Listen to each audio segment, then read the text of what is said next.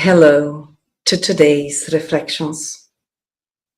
To our program is Spiritism Inspiring Lives, and we will be reflecting about a spiritual obsession from a Spiritist perspective, mainly based on the Spiritist philosophical perspective. So we start with a thought from the book Obsessão e Desobsessão by Sueli Caldas-Schubert, when she starts to reflect with us. I quote, "The problem of obsession is becoming more and more complex, generalizing into a real epidemic, which involves many terrorizing fights." We will reflect now, expanding her thought that she initiated, bringing to us. And then we can go on, because our objective here is to look deeper into the causes of spiritual obsessions from a spiritist perspective. And we go back to the Spirit's book on the question 559. I quote, "Do spirits have any influence on our thoughts and actions? Much more than you imagine. They influence you to a point that they are directing you."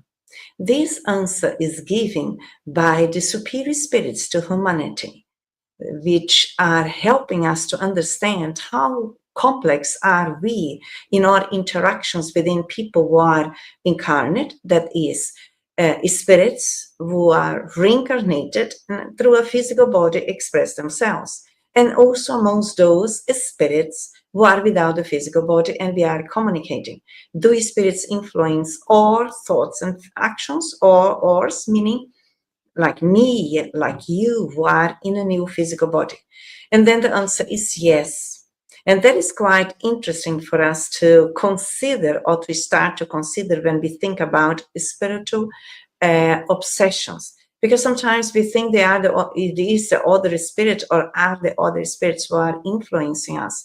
But as we advance in our reflections, we will learn something different.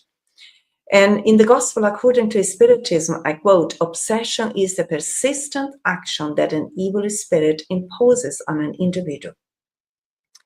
Evil spirit understanding here, meaning imperfect beings, either incarnate or disincarnate ones. We are still all imperfect. What differs is the different degree of our imperfection.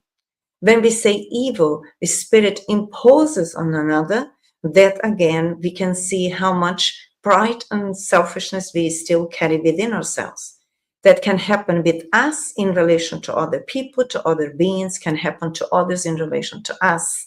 And that is important to become aware of these processes so that we can care about ourselves and also to protect ourselves from ourselves in relation to others. And then when we carry on in the next point here, in the book Obsessão e Desobsessão, is still by Sueli Caldas-Schubert also, she says, "Obsession occurs every time that someone, incarnate or disincarnate, imposes on another negative mental constrictions, thought through a suggestion, induction, or coercion, aiming to control." That is important that we reflect on ourselves in case we have these tendencies through imposing onto others our viewpoints that does not come from a healthy state of mind, that does not come from a, let's say, a healthy, healed aspect of our consciousness. It comes from a wounded place, a limited place, an inferior place, that we are not in control of ourselves from a healthy perspective. Therefore, we try to control others according to our own inferiorities or according to our own shadows. As we continue in the same book by Sueli Caldas-Schubert, I quote, "People obsessing people exist in large numbers. They are amongst us. They are characterized by the ability to dominate mentally." We can ask ourselves, people obsessing people exist in large numbers. That is true.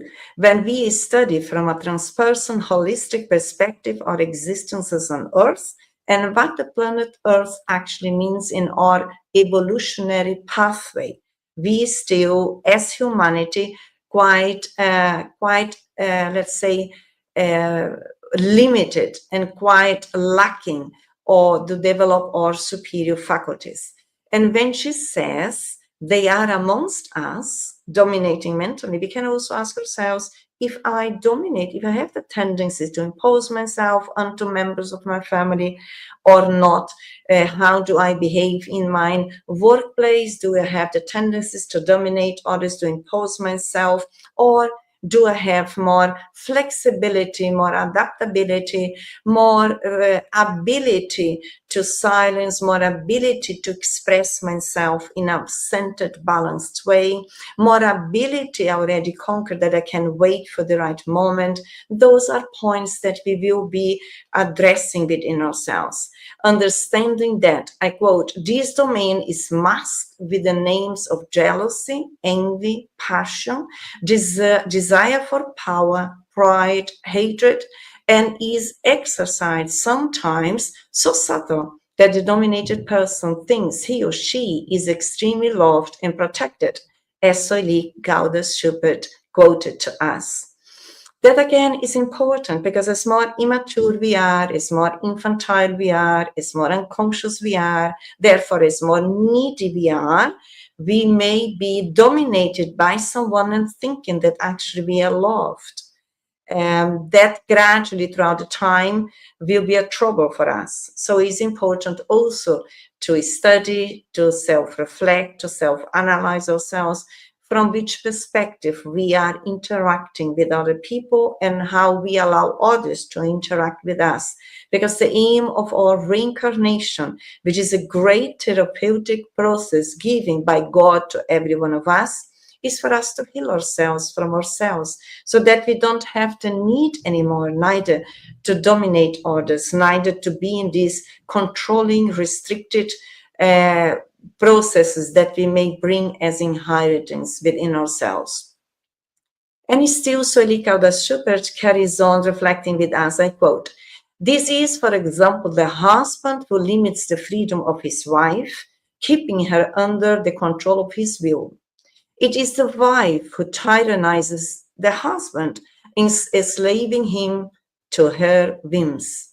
Are the parents who charge themselves in the right to control the children, restricting them from any initiative? Are those who, in the name of friendship, influence the other, changing his way of thinking, always imposing the strongest will, dominating the more passive? Again, Soili Gaudas Schubert is carrying on, helping us to reflect in this theme, spiritual obsessions, which sometimes can happen in a very subtle way, but it's very evident once we start to become more aware and also understand the interaction that happen constantly with others, with ourselves and others with us, either incarnate or disincarnate. And that can happen on a constructive, positive level, which is beneficial to us and others, or it can happen on the inferior level through our shadows, through our imperfections, which are always rooted on pride and selfishness, as is stated in this slide here, as we just presented now. Moving forward, then we have Soili still saying for us, enslaved by the past. If we have this control over others, that means that we are hooked through our negative shadow aspects from the past. They allow themselves to mutual antipathy and aversion. Many of the family quarrels arise since these spirits, now united by biological ties, continue emanating to the passions from the past, releasing inferior vibrations and obsessing each other. This happens through the law of reincarnation, which is a blessing for us, is spirits who are learning how to heal ourselves from ourselves, and yet we have the need to come back with those that we harmed in the past, that we now are granted the possibility for us to interact mentally, emotionally, on the behavior level in a different way. So let's always take the initiative before any aggressive action towards any other family member or other people in our relationships. Let's think about any antipathy, any aversion that does not come from a healthy inner state of mind, that comes from values, from references, conditionings that we learned, that we went through experiences in the past, although we do not know now which experience that were, but we can easily analyze on the emotional level that they come from a negative, restricted way, reflecting our own wounds, which we are granted the possibility to renew now through forgiveness, through learning that we are all brothers and sisters in humanity, that the blessing of reincarnation is given to us for us actually to learn to review our own existences, our own inner experiences, and promote any limitation through the new ways that we can learn to heal ourselves. As I mentioned, forgiveness, acceptance,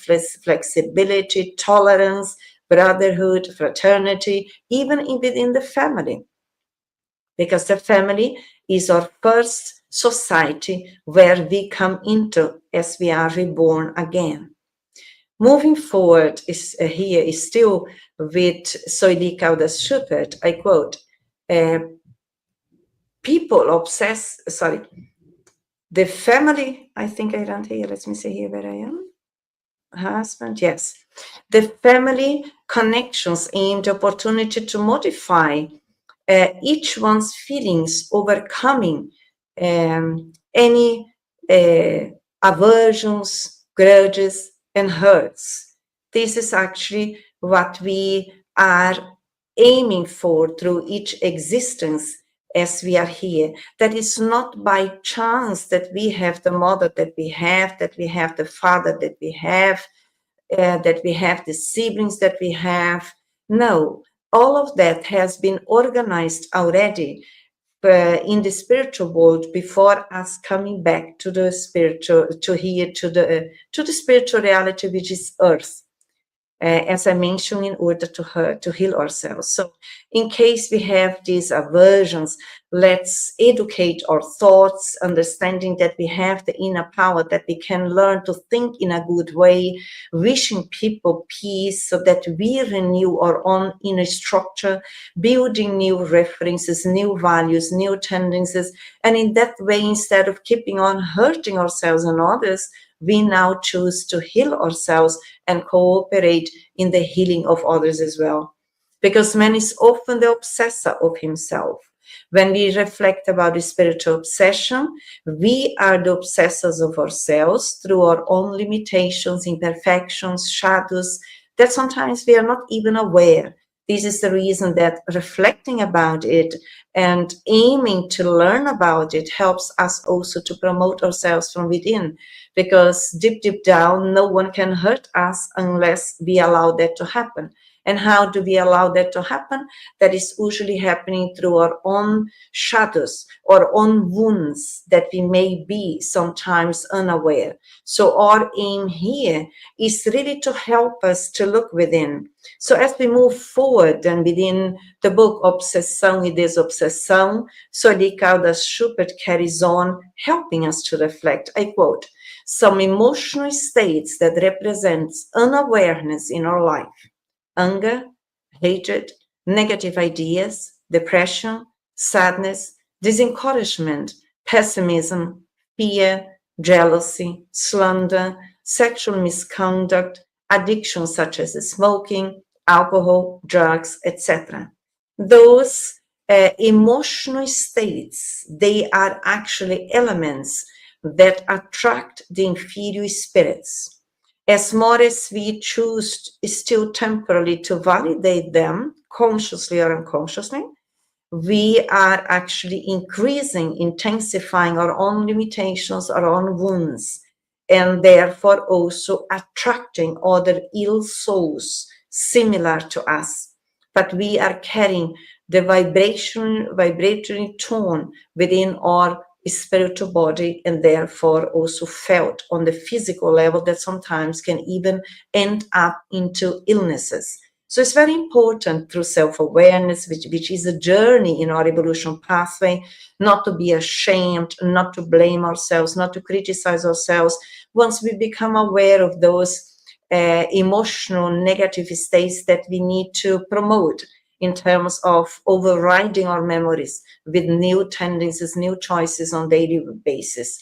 We can all learn to control ourselves. We can all learn how to educate our thoughts in a different way. Having said that, I'm aware that it requires some effort, but this is the purpose that we are in the school earth.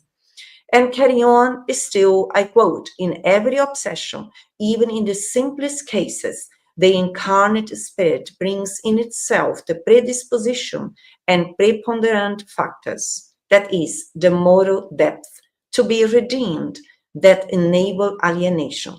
Let me explain. We all bring the causes of a spiritual obsession within ourselves. We also all bring the solution of these issues within ourselves. So when we say that we bring the predisposition, the elements within ourselves, saying the moral depths, moral here is not the morality that we study regarding different epochs of humanity, different levels of understanding. We are referring to the normal moral ethical codes which are equal for everyone in the universe, even throughout different levels of our evolution in different worlds where we will be learning.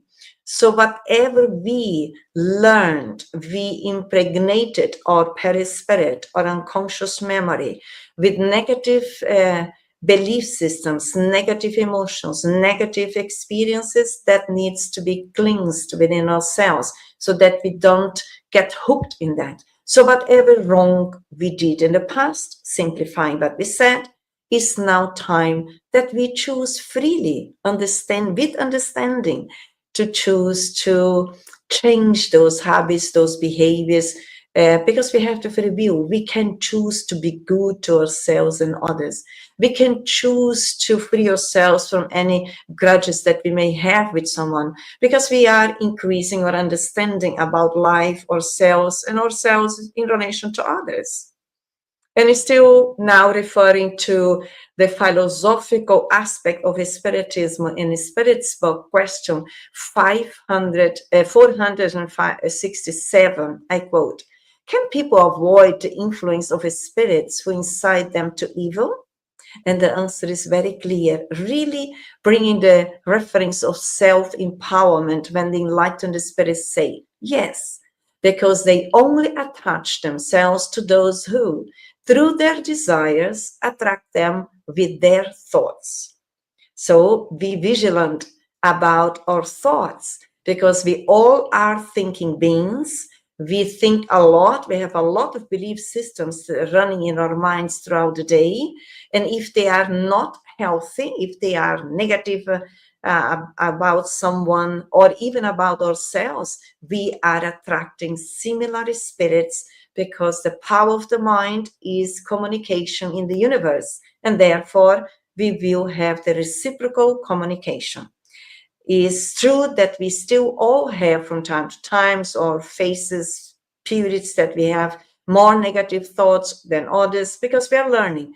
As long as we are aware, and even when we notice that we have negative thoughts and sometimes very self-obsessed, fixed ideas, we still, through self-awareness, we can choose to stop and replace them with healthy ones, such as I love myself, I choose to accept others as they are, developing the inner freedom through self-control in a conscious way that we are participating to promote our well-being. And still in the Spirit's book, question 475, I quote, "Can people by themselves repel such evil spirits and free themselves from their domination?" The enlightened spirits below us all say to us, it is always possible for anyone to shield from evil spirits, as long as you have a firm will. The willpower is an aspect that we develop as we evolve. And as more as we choose to self-educate ourselves to be good, to be friendly, to be forgiving, to be tolerant, to be cooperative with others wherever we are developing our willpower, we are becoming stronger, and in that way we are self-protecting ourselves from the madness, from the shadows, from the imperfections of others, because we are learning to take the responsibility for our own in a loving way without criticizing ourselves. And that is always possible for every soul, for every spirit. Is still reflecting in the Spirit's book, question 498, I quote, "The weakness, carelessness, or pride of men are exclusively what gives strength to evil spirits, whose power comes from the fact that you do not resist them." Our dear friends from the spiritual world, they are saying to us, listen, dear friends, it is your weak points, your lack of care in terms of protecting us from us regarding our shadows, that is the exclusive reason that you attract other spirits or other negative, evil spirits can find you and be connected with you. But they also give the answer towards the end of the statement when they say, you do not resist them.